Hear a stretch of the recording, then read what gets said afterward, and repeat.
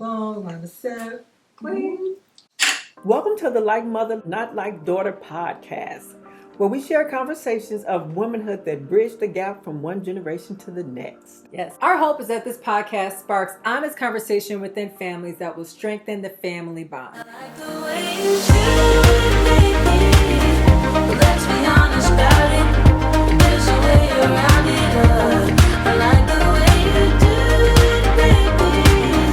Let's be honest about it. There's a way around it.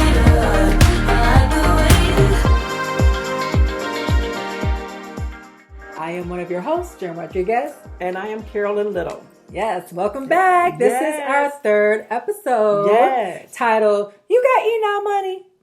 Lessons on Financial Independence. I know y'all love these titles. Go ahead, let us know. Yes. No, we had to think of some very relevant titles to come up with. And with this one, it hits in my spirit. Yes, it does. A little bit. Because I used to hate hearing this phrase growing up. The answer was always no. I don't eat out money. You know I don't have eating out money. I'm 12. You don't have it. I don't have it, but you asked me, didn't you? I did. You sure did. But as an adult, the answer was still no until I learned how important it was to have financial health and how much balance plays a role in financial health as well. Yeah. Now, we are by no means financial experts here, but we both, despite our generational differences, we have learned and we are learning that neglecting finances as a woman is not what we want to be a part of our story. Right. So today we're going to explore the value of being a financially healthy woman while still embracing your feminine power. We got power. Yes.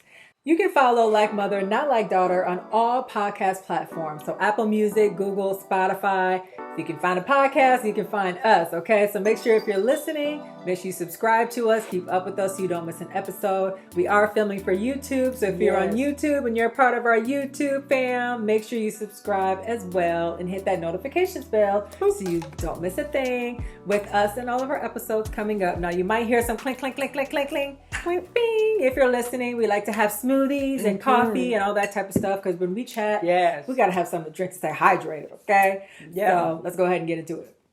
So, I think that's a huge balance. Being financially healthy, being financially aware, but still holding on to and embracing your feminine power. So I like that a lot. I actually saw an article in the Washington Post recently that made me think of this topic. It said that 34.9% of Black families have a retirement account compared to 57.2% of white families.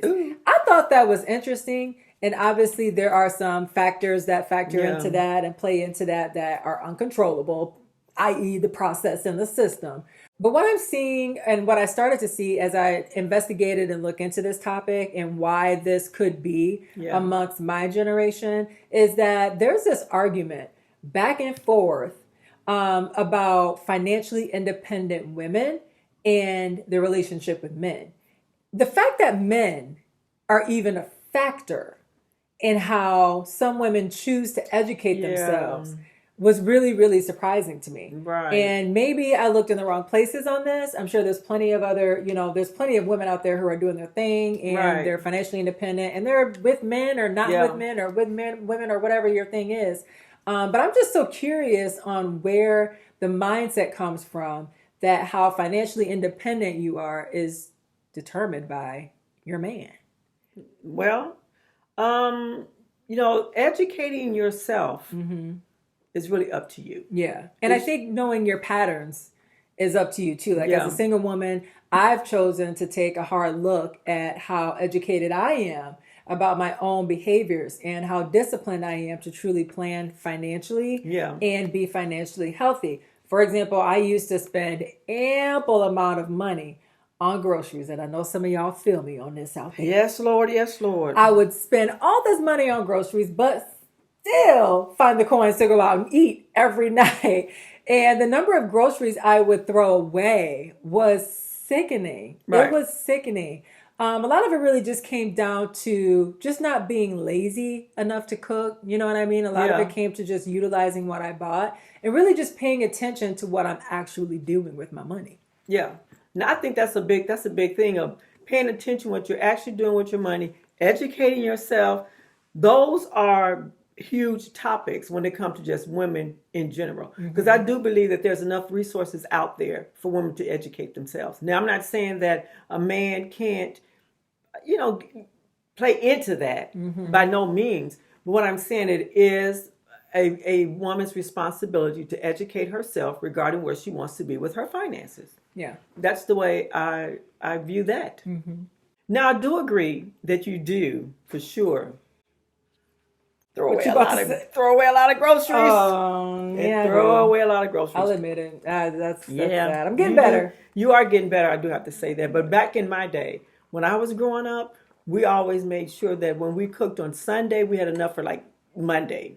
And then there were times where now they call it meal prepping.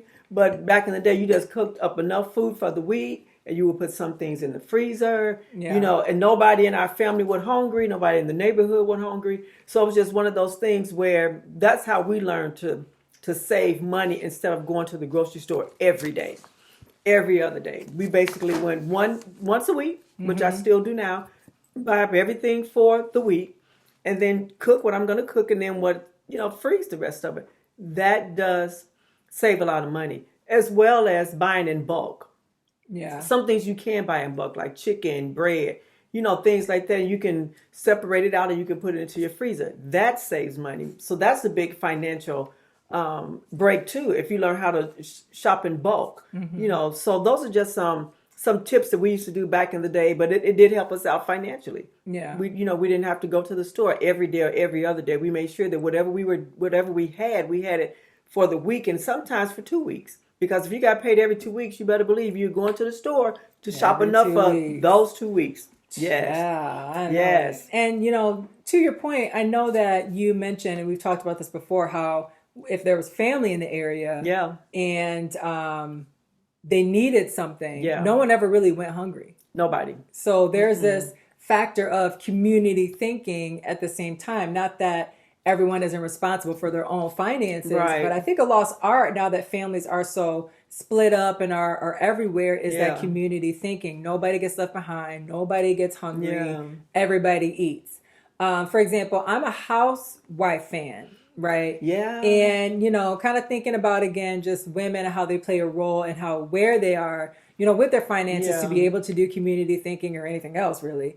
You have women like, for example, like Erica Girardi, and Teresa. Oh, she calling the names. Yeah, Beverly Hills, New Jersey. I love those shows. First of all, they're probably one of my favorites. I know, hate me if you want to, but they're some of the funniest people to watch.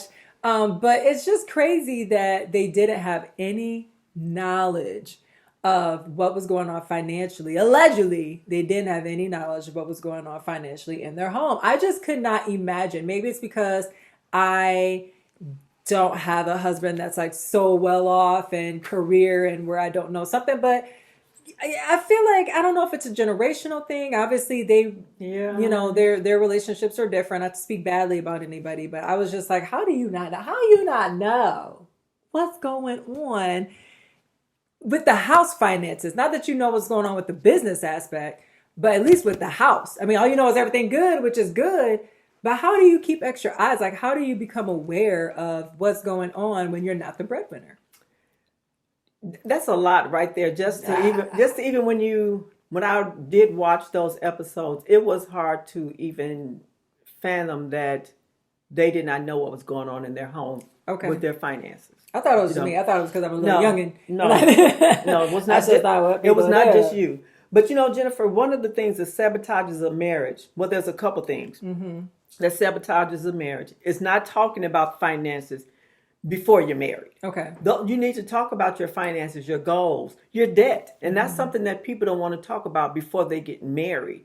But I think it's very important to talk about that before you're married, because then you understand where the other person is or where they are not. Right. And then your expectations or the goals that you have, you're not let down. You kind of know where it is. And then some women are so grateful to get a man to quote unquote take care of them, that they have somebody that can add to their finances or help with their finances or help them to come or help them level to up. be financially stable, Yeah. that sometimes they just overlook, like you were saying, those things that come rolling in through the house, or not knowing what's coming in, or just not even caring, because I'm just so grateful that God has blessed me with somebody that can financially take care of me. Yes. It's like when you walking down the sidewalk and you come across a corridor and you're like, look at God. Look at God. Look at what he's done.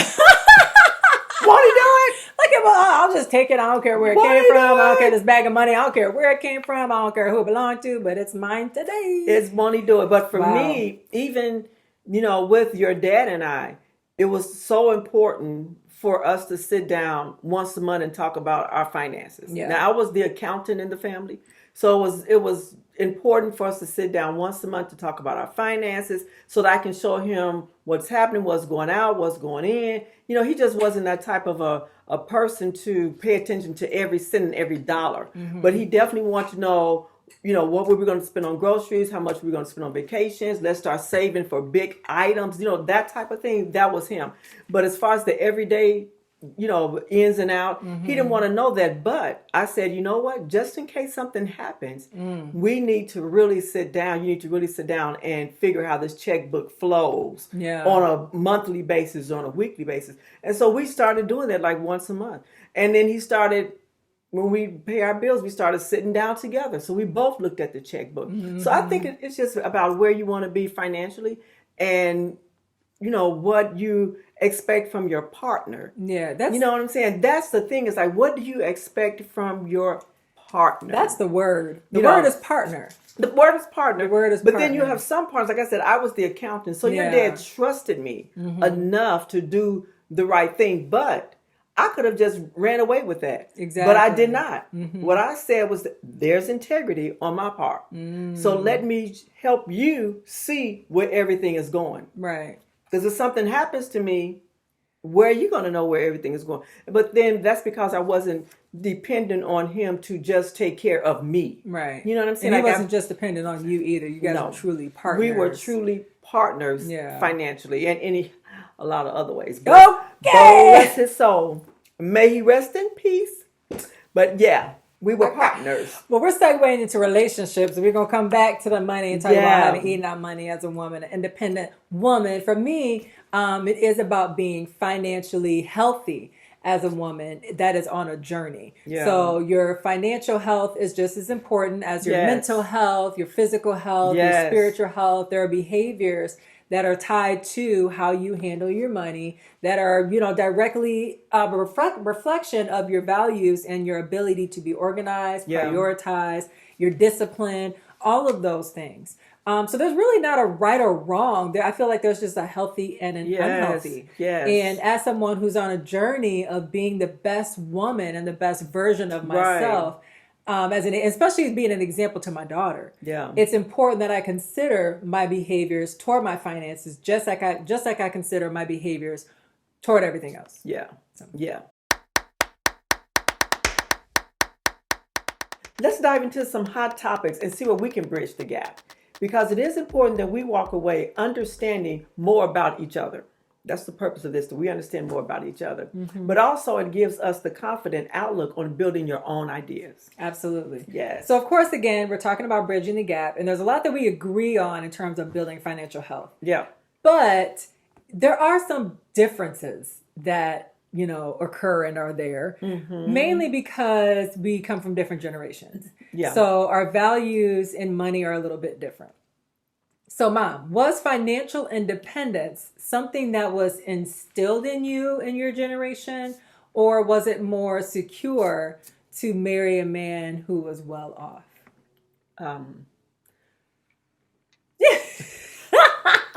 Financial independence was instilled in me as a child. I was taught to always save something from a rainy day. And then there was entrepreneurs that were also in our family, like my uncle and aunt. They owned the cleaners. My grandparents, they were all about farming, so they owned a farm. So it was all about, they were entrepreneurs. So for us, it was just saving, save, and save was instilled in me as a child. So as I got older, of course, I began to listen to financial experts and They also taught me more about savings and how to live below my means to make sure that you have some coins, in the bank. But one thing I can say this from learning how to save in my savings account will not go up, will not go down, and it will not crash unless I crash it. True. So, in other words, for me, I understand about stocks, I understand about bonds, I understand about all of that. And we do investing. Yeah. But the biggest thing for me is my savings account. That's where the most of my money is going to be in. Okay. That's where it is. That makes sense. That makes sense. So with that being said, let me ask you a question, which I think is really good for your generation. What does being financially stable mean to you? Well, of course, the first thing that comes to my mind is being able to spend what I want on what I want. I just want to buy what I want. I want to be able to take trips. I want to be able to live. I just want to be able to live and breathe and have money left over and not have to worry about anything. But that takes, behaviors and discipline on my part in order to have that soft life that I desire to have. Yeah, it's good. It's good. And, that's a good thing to aspire to. But there are some things that I personally do we could travel together. But there are some things that I do like a personal cross check on to make sure that I'm doing the right thing by my finances. So one of the things that I kind of pay attention to is my DTI, which is my debt to income ratio. Girl, say that again. Debt to income ratio. For me, that's one of the things that I pay attention. Obviously, I have a savings. I have, like I said, I do some investments and stuff like that. But for me, my credit is so important because honestly, when I was first getting out of high school, I remember you always told me when I first got my first credit card and you're shaking your head, you said, if you don't have enough money to pay it off, don't do it. Just don't do it. And, I had a little moment. Pay it off when though? At the end of the month, by the statement date. Within 30 days. Within 30 days. Yes. By the time that statement comes out, be able to pay it off, right? But for me, I had this little inner thing of keeping up with the Joneses. Come on. Particularly at, the church I was at. I was buying books. I was buying, women's conference tickets. I don't know if I put this in there, but I was buying buying shoes. I was trying to look a certain way. And it's not that I didn't always have it, but I just didn't understand the true discipline of, not relying on a credit card or thinking, that money's not actually, it's not mine. Definitely it's not theirs. Yours. Yes, it is. You know what I mean? But or thinking that it's mine, but it's, it's not something I have to pay back. I knew it's like I have to pay it back, but you think, I can just do it later. And I wish that I had really paid more attention to my credit early on, because once I started working at a bank and I started to understand how important credit plays into your decisions to be able to get a house and get a car and really be able to live on your own. I had to really look at that. Some debt is not bad. Right. And I got to a place where I was healthy enough for myself to be able to help other people understand how to build or recover from bad debt or how to build good credit to set themselves up for the future. So that has been really rewarding for others. But for myself, I keep my debt to income ratio low. So that means compared to how much I make, compared to my income, I try to stay, for me, 25% less than what I make. I know the range is 42 that most banks look at, but I feel like that's still really high. That's almost 50%. Yeah, that's a lot. So I want to make sure that my DTI is low. For me, a bonus is obviously investing. Yeah. Finding ways for money to work for you in your sleep. Obviously, again, that depends on the behaviors of everybody else, how they're shopping, what they're doing, and all that stuff. And with corporations and all that, how well it does isn't based on me. But as long as I'm educated and I know where to move the money and how to do that, that's important to know too. Yeah. So I think that's a bonus for me. And last but not least, being financially healthy is living below your means. Just because you make a certain amount doesn't necessarily always mean you have to live at that amount or higher. In fact, you shouldn't be living at higher than that amount because you don't make that much. Right. Let's be honest.